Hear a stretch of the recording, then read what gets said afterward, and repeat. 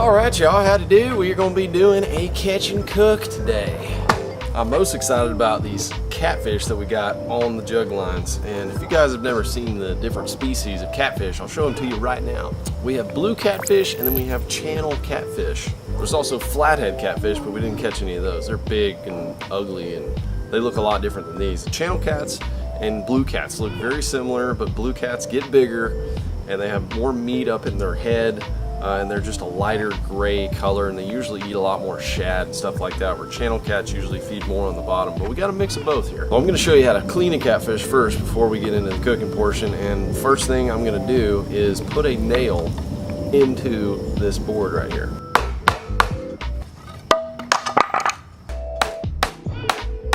The reason for doing that is I'm going to put the catfish on this board like this with the nail, and that way I can take pair of skinners and just rip their skin off. This is a cleaning set made by Mora. I really like their knives. I have a bunch of their knives, but this is great for catfish. Okay, there we go. There's our piece of meat. I've got my plank and I've got my nail. This is a way to take the skin off to where you don't have to mess with it when you're going to eat it. Take one of our bigger channel cats right here, and we're gonna start off with a boning knife. I like to use two different knives when I'm cleaning catfish, one for just boning and cutting the little fine cuts, and then just a regular fillet knife. They have some areas up in here that you really want to be able to get into. Helps to have just a short little precise knife when you're trying to get around the little pieces parts, and if you just want to cut through like heavy scales and stuff before you get in your fillet knife, because the fillet knife is really sensitive. It dulls down quick, so you don't want to just cut through the heavy bone and stuff like that with fillet knife. I'm going to find that little shoulder up there.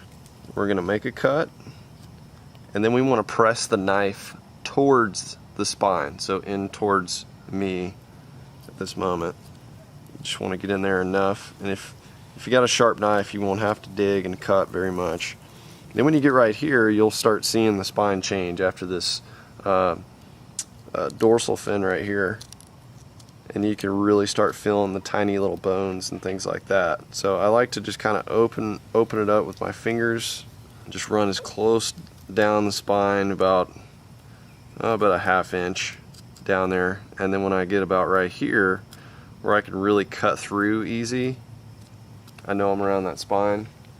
Then I take the fillet knife, and you can easily cut all the way through right there because you're past the rib cage, and then you want to press the knife parallel to that spine and run it down like this. And when you get close to the end, don't cut it all the way off just yet, but you see it's a real close cut to that spine when you do that. That's why you want the fillet knife versus the other knife, because it's thicker and it's meant for more boning. So I'm actually going to do the same thing on both sides real quick. So then I'm going to make a cut right here, make a little triangle. I want to make sure I cleanly cut all the way through there, lightly pressing.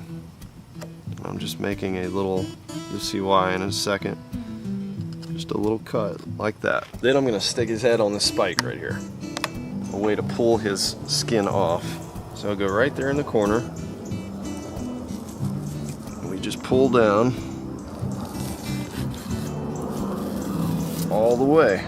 These are cheap. You can get them at almost any sporting goods store. Carries catfishing supplies. And then we just cut the end. We make our final cuts up through here. Just staying close to the spine. Cut around the rib cage.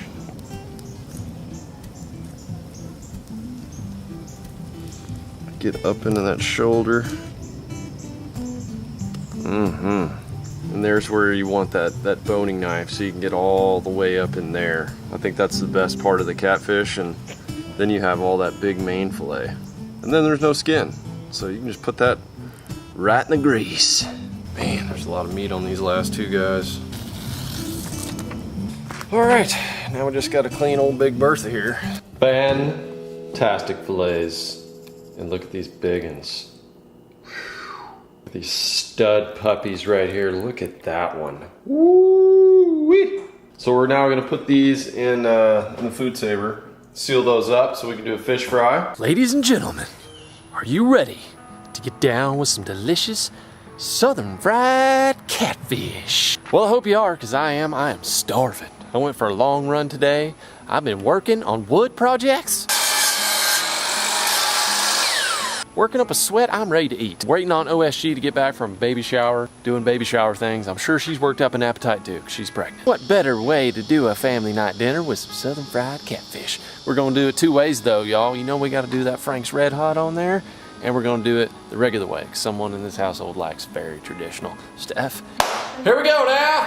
We're in Lake Fork Mom's kitchen right now. It's looking great, Mom, you're doing good. I just want to show you guys how this works here. Vacuum sealing these. This is a great way to keep things fresh. Wow, trying to make a cooking show here. So anyway, these are our delicious catfish fillets. Look at them. Have you seen these, Mom? Have you seen the juiciness? Those look good. They look good. They're nice and fatty. Let's break those things open. Somebody's getting hungry. That's right. We're waiting on our person here. About 5 or 6 fillets, 2 of them are Mondos. Thank you so much. See that? It was very TV-like. Just scissors appeared out of nowhere. So we cut these. It's all sealed for freshness. And I want to try to keep these dry. I don't want the juices. Oh, do you want a colander? Yeah. Let's get a No, I don't need a colander. Are you sure? That's a fancy thing that we don't need on the show. The juices contained. Right. Pour them down the sink. Throw that in the trash. Don't leave that laying about. There's the fillets. Okay. What do you think about those? I think they look good. B, what do you think about those? Yeah, I like to cut mine, make them into chunks, and then fry them, because catfish, they're normally tougher to fry. Because, you know, they're just thicker, they're fattier, they're hardier. I think that's good. We're going to do a cornmeal flour batter. Salt them up. Hang on, before you get too excited about that, don't forget about Frank's Red Hot. No, we're not doing that tonight. Yes, we are, No, Mom. we're not. We're gonna do it on a couple. Okay, a couple, but not on all of them, because... Mama don't like that. Yeah, I mean, it tastes good. I just like them without the hot sauce. Okay, well, All right. you've made your opinion known. Whoa, whoa, whoa! A little too big. A little too big. Filet should look something like this if you're gonna cut them up. You could do a whole fried one, but I like to get the crispiness all around. I call them 2 bites. This is like a 2-bite catfish. You do them too thin, you know, you're just getting too much crispy. And they also cook faster this way. They're easier to get in and out, so you're not daddling with a Mondo catfish fillet, doing a twirly in the thing. Look at that. That is a daggum. That might as well be a steak fillet. Look how thick and juicy that is.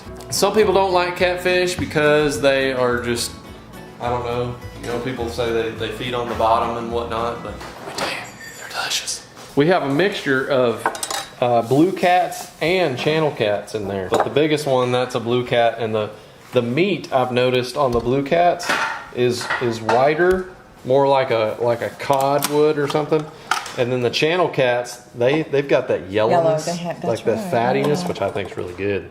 Okay. But we're gonna I see. think this could be somebody else. Is that somebody? Yeah, it is your wife. Honey! We've been waiting for you.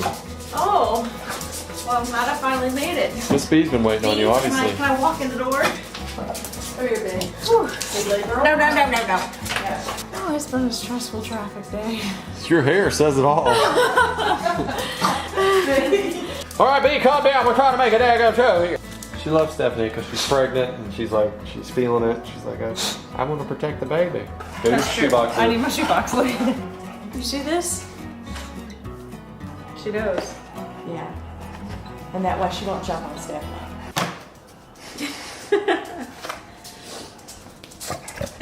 So she'll just go over to you. She's like, I'm gonna come over here. He's gonna protect me. Cooking under duress. It's called cooking with fun. Cooking with fun. Easy. Everyone that has watched my other fish recipes with this raves about it. Literally raves. It is good. That's an old word. It is good. I like it. Raves. Well, hopefully none of you are having bowel issues out there after this Frank's Red Hot. I don't have any issues with it. But what you do is just called smothering and covering right there. That's how we say it in the South. You just want to smother it and cover it. And that acts as your stickiness as well. So pat them dry. You don't have to use milk or egg or anything like that. You just use the Frank's. And then I like to dip it in straight up flour. Mom likes a little cornmeal. She likes a little crispiness in her life. I like the flakiness of the flour, so that's why I just go straight flour. Ain't Mama Southern Bama style? Like nobody sits there, but B, no, B, She wants to grab that yeah. shoe. B, stop. Come here. Yeah, there was a 13 pounder. Do you like to use the fries as like a tester? Yeah, it gets the grease going, you know, lets you know your grease is hot. Get them crispy, then throw the fish in. You get your area ready. You have the red hot right here. We have the traditional right here. And you want to dip them in the cornmeal or the flour right before you put them into the grease. Don't let them just lay around in flour. They get real clumpy and stuff like that. So you go bam, and then you go right in there. You guys have probably seen some of these fish fries. You know what's up. But all you new people, if you haven't tried fried fish, oh my gosh. Ain't quite the best thing for your heart, but it's good for your soul. Another tip for you guys frying fish. After you get your grease going, well, you want to turn it down because you don't want to burn your grease. That's the worst thing you can do for fried fish. Golden little crispies. Ready to go. Okay, I'm ready. let's get the fish. Let's get the fish going. Okay, I'll do it. That is what your coating is going to look like with cornmeal. LFD's going to drop one in there so you guys can see what this operation is all about. It's a light battering. And it goes in there and looks like that. Golden Crispies from the south. That's right. There's a disturbance in the fish fry. When she smells food, she's hungry. She's hungry.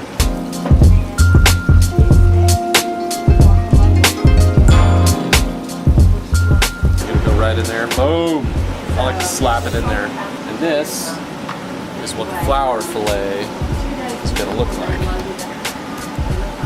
Yeah. So when you pull them up, we're gonna see some of the, you see, you can tell which one's a red hot with flour and which one's cornmeal. The flour has a much more flakiness. If you'd have had that big largemouth you guys caught on the trot line, we'd have had fish for everybody. Conservation, there you go. So far, we're good. I'm glad you let it go. Tell everybody that's a joke. That's a joke. Yeah, It's a joke. we would never do that. I never get tired of seeing that. Oh yeah. Fresh, organic fish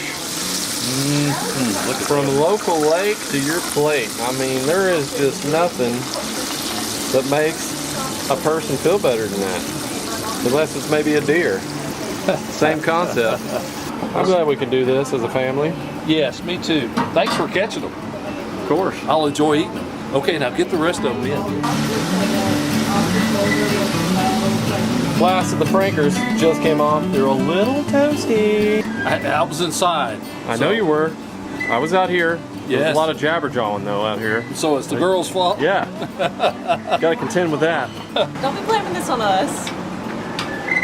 The men are in charge of the cooking tonight. We'll see how well y'all do. 4 girls against It is. 2 dudes. But we are the hunter-gatherers, aren't we, Dad? That's right. Time for a taste test. Mama is hungry. Do I get first taste test? All right. Actually, that would be great because your palate is ready to go. It's ready to go. And we're gonna have 2 different styles. And I have not had the Franks on the catfish before. I've had it on white bass, I've had it on crappie, I've had it on walleye. Summer catfish, I'm thinking it's gonna be a good move, but we'll see.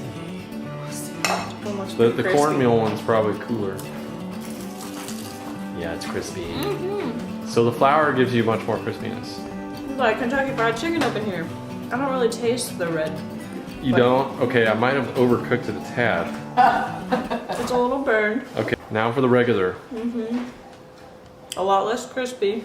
You didn't have a crunch on that when you bit into it. I would like to marry the 2 flavors. You would. Can I do that? No, because we are out of fish. Maybe on the next run. It has like a slightly burned flavor. Okay, hey, I tell you what.